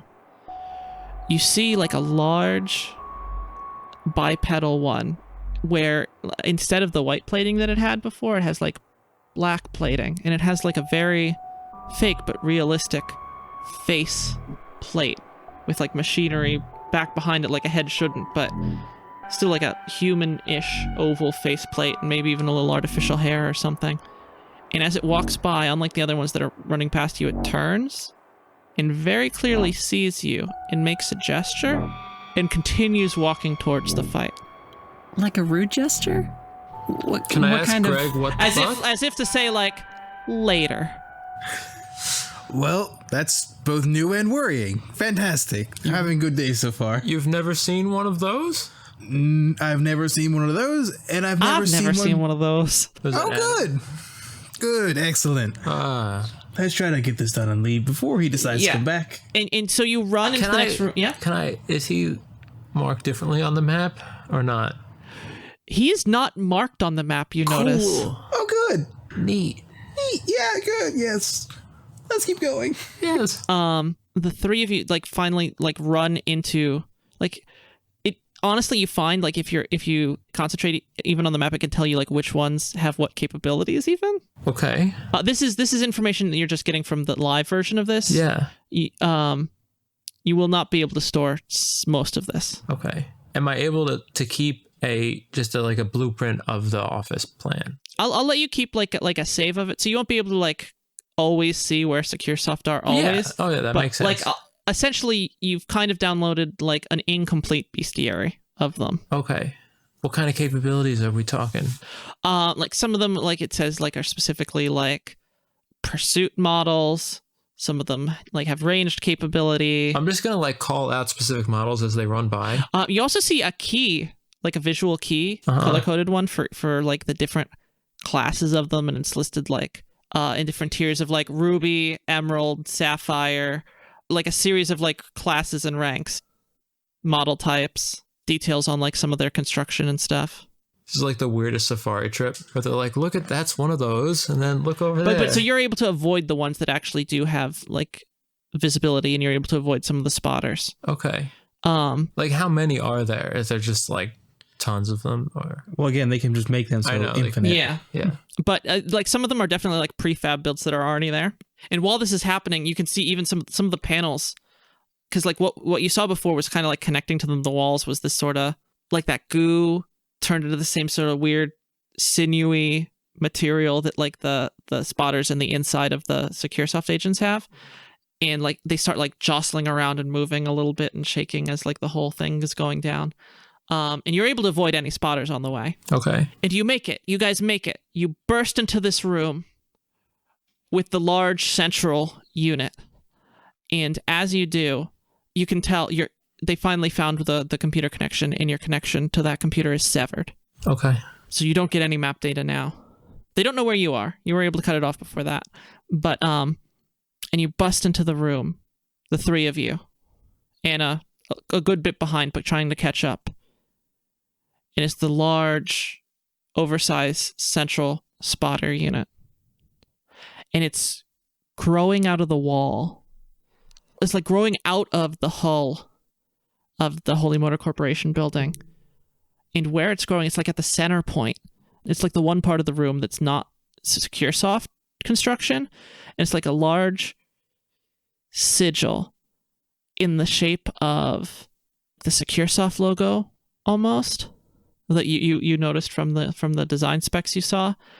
And Ollie, it also looks kind of like some of the weird visual structures and symbols you saw related to like each of the contracts in the contract section. And it's like written in that same black oil. And some of it like rust red, like streaks of blood and oil along the side of this hull in this shape. And it's growing out of the exact center of that.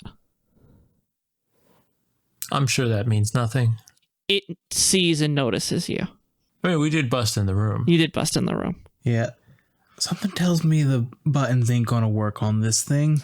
You hear Anna from behind. Wait for me. I'm catching up. And then you just hear a crunch. A whoosh and a crunch. No. As one of those wall panels just like pistons out and crushes Anna against the panel on the other side of the wall. And it like slowly withdraws. But Anna's a crash test dummy. I'm pulling her in. I'm pulling her to safety. Okay, yeah, and you managed to be able to like pull her into the room. The room itself like doesn't have that same paneling structure. It's more just like a cavity in this hive. What? And you're able to pull Anna out. Yeah, what remains of Anna? How badly was she crushed? Pretty bad. In fact, I'm going to roll for that right now. So Anna is incapacitated, mostly. She's like weakly just sort of. And when you pull her, Ollie, you see that like, from what you saw, she was kind of like porcelain, right? Right. The exterior of her, and like it's crunched and cracked in. She's still hovering into consciousness just a little bit. Dan, could you roll a critical injury for me? That is 84. Oh, that's good. Ooh, that's gonna be a good one. Yeah, it is. Can I point at the spotter, the giant spotter on the wall, and just be like, that was a real dick move? What was it again? 84. 84. She's winded. Well, she certainly is. Target cannot voluntarily suffer strain to activate any abilities or gain additional maneuvers until this critical injury is God, healed. that is so hilarious. It's perfect because it literally crushes her. And what you can see, like from the like broken bits of shell peeling off, is like there's like some wooden construction like keeping the shape to her on the inside. As you said earlier. But like she's leaking like multiple colors of like blue dye, as like blue and green and yellow and orange and like a whole smorgasbords of colors, and they seem like they're like coming. It's clearly dye, and it's coming from like different sections of her, and you can see, and you don't really want to be seeing it, but like on the inside of her, filling her out is like it's clearly fake. It seems fake. It's definitely not. Is it living? It is living a little bit like meat, like this weird artificial meat dyed unnaturally in a variety of different colors, as if to like indicate where different injuries are occurring to show what has been damaged. God, I just hold her. Oh God, Ollie, have you ever seen anything like this? Do you have absolutely any idea what to do? I mean, and Anna's just like, thank you, dear. Sorry for slowing y'all down. It's okay. It's okay. You should probably get rid of that thing. I think I'm gonna lie down. And she's not even standing. She's like practically just on the ground outside of you, having dragged her like away from this piston. And all of the entrances to the room piston shut in the same way, so it's like almost sealed. Fellas, let's tear this thing a new one.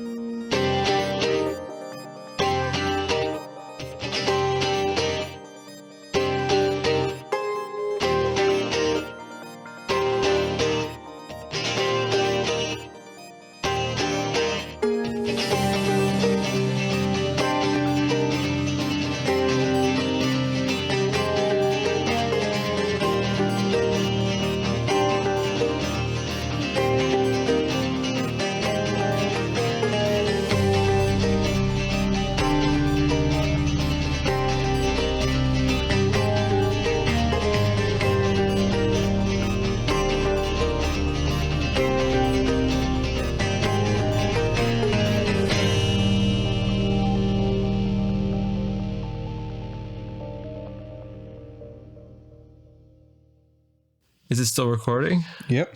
Okay. Okay. Technical difficulties? Yeah. Yeah. What happened? It booped in our ears. It went. Oh, No weird. pop-up came up. Nothing. Sure, Still it's recording. We're getting all this. Whatever. fine. Yeah, sure, it's fine. Okay. I'm sure it's fine. It's probably fine. I blame Eugene. Yeah, probably that's a wise move.